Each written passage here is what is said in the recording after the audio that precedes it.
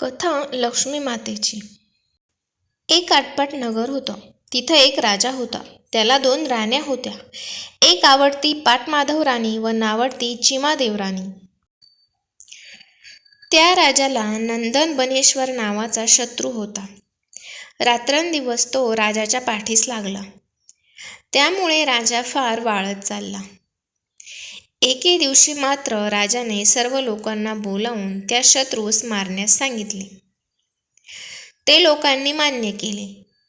ते त्याचा शोध घेऊ लागले.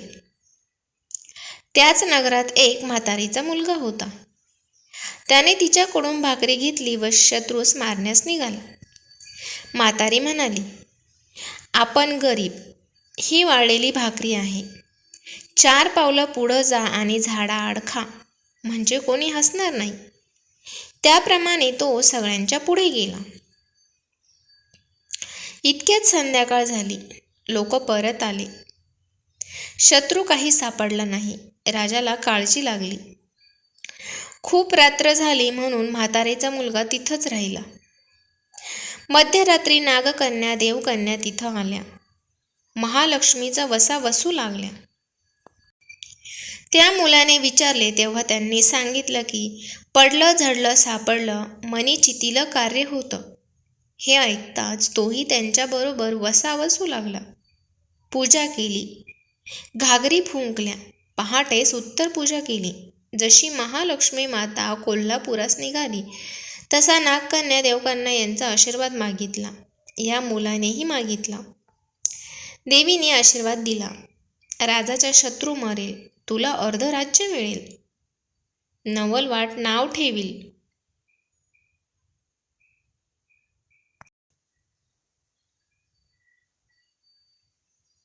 तो वैरी उद्या राजाच्या अंगणात मरून पडेल व देवी अदृश्य झाली.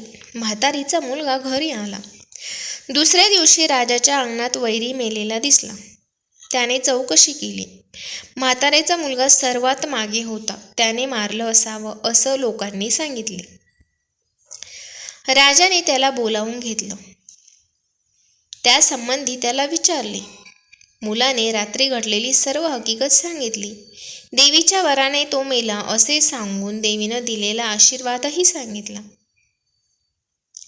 शत्रू मेला म्हणून राजाला आनंद झाला. त्याने मुलाला अर्धराज्य दिलं, नवलवाट नाव ठेवलं. पुढं म्हातारी व मुलगा आनंदाने राहू लागली. ही बातमी आवडत्या राणीला समजली. तिने नवलवाटाला बोलावून घेतलं. वसा कसा करावा म्हणून तिनं विचारलं.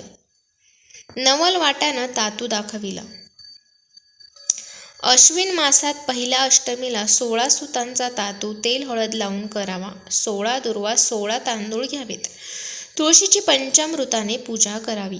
16 अर्घ्य द्यावीत. धूप दीप दाखवावं.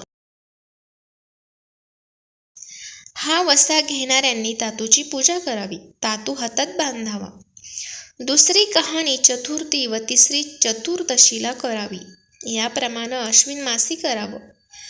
वसा घेऊन राणी व्रत करू लागली. एक दिवशी राजा राणीच्या महाली आला. सारीपाट खेळताना राजानं राणीचा तातू पाहिला. राणीनं तातूची हकीकत सांगितली. आपल्याकडे एवढे हार कंकण आहेत, हे व्रताचं सूत तोडून टाक. राजा म्हणाला. रात्री राजा राणी निजली. सकाळी दासीला तो तातू सापडला.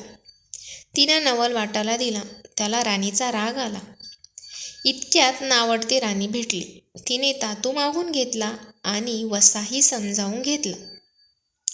अश्विन मासी पहिली अष्टमी आली. देवी महालक्ष्मीनं म्हातारीचं सोंग घेतलं. ती पाटमाधव राणीच्या महाली गेली.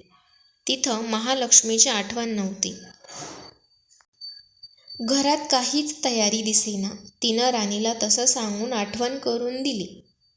तिला पाणी मागितलं. दही भाताची शिदोरी मागितली.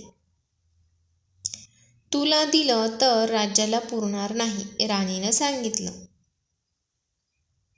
म्हातारीला राग आला. तिनं राणीला शाप दिला.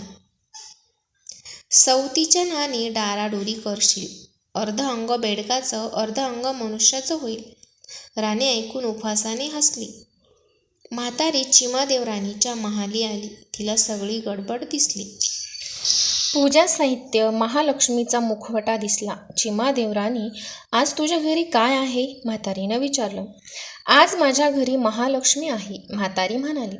महालक्ष्मी म्हणतात ती मीच, कसं ओळखायचं? राणी म्हणाली. तेव्हा ती सकाळी कुवारीन, दुपारी सवाशीन व संध्याकाळी पोक्त बाई झाली. राणीला 3 रूपं दिसली. राणीनं तिला घरी घेतलं, न्हाऊ माखू घातलं, पितांबर दिलं आणि चौरंगावर बसवलं. राणीनं व नवलवाटानं तिची यथासांग पूजा केली. संध्याकाळी देवीसमोर घागरी फुंकू लागली. तो आवाज व धुपाचा वास राजाच्या महाली आला. राजानं शिपायाला चौकशी करण्यास सांगितलं. शिपाई नावडतीच्या घरी गेली. महालक्ष्मीचं दर्शन घेतलं. परत येऊन राजाला त्यांनी सर्व हकीकत सांगितली. राजा राणीकडे आला. राणीनं पंचारतीनं ओवाळीत त्याला मंदिरात घेऊन गेली. सारीपाट खेळता खेळता पहाट झाली. महालक्ष्मी माता कोल्हापुरी जायला निघाली. राणीनं आशीर्वाद मागितला. राजा तुला सकाळी घेऊन जाईल, तुझी सवत मात्र शाप भोगेल. चिमादेवीनं उशाप मागितला. तसं देवीनं सांगितलं. तिला 12 वर्ष वनवास घडेल, असं म्हणून देवी अदृश्य झाली. सकाळी राजानं रथातून तिला वाड्यासमोर आणलं.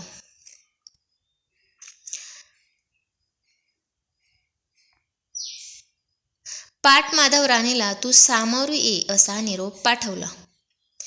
फाटके तुटके कपडे, केस मोकळे, कपाळी मळवट, डोक्यावर जळतं खापर, अशा रूपात ती पुढे आली. तेव्हा राजानं शिपायांना तिला रानात मारून टाका असा हुकूम केला. शिपायांनी पाटमाधव राणीला रानात नेलं. शिपायांनी तिच्या हातचं खाल्लं होतं. त्यांनी तिला मारलं नाही व पुन्हा राज्यात कधी येऊ नकोस असं सांगून राणीला तिथं सोडून दिलं. राणी नगरात गेली.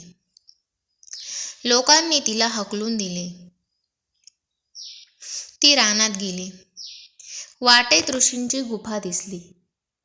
तिथे ऋषी ध्यानस्थ बसले होते. तिथंच राहून 12 वर्ष तिने ऋषींची सेवा केली. ऋषी प्रसन्न झाले.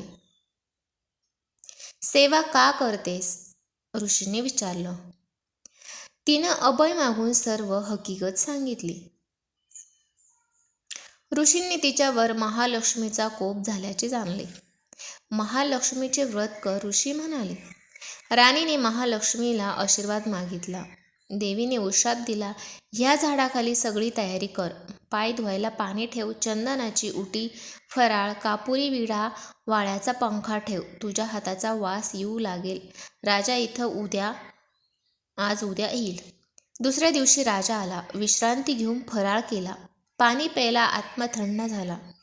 या सगळ्याला पाटमाधव राणीच्या हातचा वास कसा? राजानं विचारलं. शिपायांनी अभय मागून राणीला सोडून दिल्याचं सांगितलं. राजाच्या आज्ञेवरून राणीचा शोध घेतला. राजा ऋषींच्या गुहेत आला. त्याचं दर्शन घेतलं. सगळी हकीकत सांगितली. पुष्कळसा बोध केला. राणीला नमस्कार करायला सांगितलं. ऋषींनं तिला राजाच्या हवाली केलं. उभयतांनी ऋषींना नमस्कार केला. ऋषींनी आशीर्वाद दिला. राजा राणी रथातून नगरात आले. तू सामोरे ये असा आवडतीला निरोप पाठवला. आवडती आनंदाने वाजत गाजत राणीच्या स्वागताला आली. तू जर अशीच सामोरी आली असतीस तर तुला हाल अपिष्टा सहन कराव्या लागल्या नसत्या, राजा म्हणाला. त्यानं चिमादेवीला उचलून रथात घेतलं. वाजत गाजत नगरात आला व सुख समाधानानं राज्य करू लागला. देवाची भक्ती सदा सर्व काळी मोठ्या श्रद्धेने, शुद्ध अंतकरणाने करावी, म्हणजे देवीची सदैव कृपा राहते.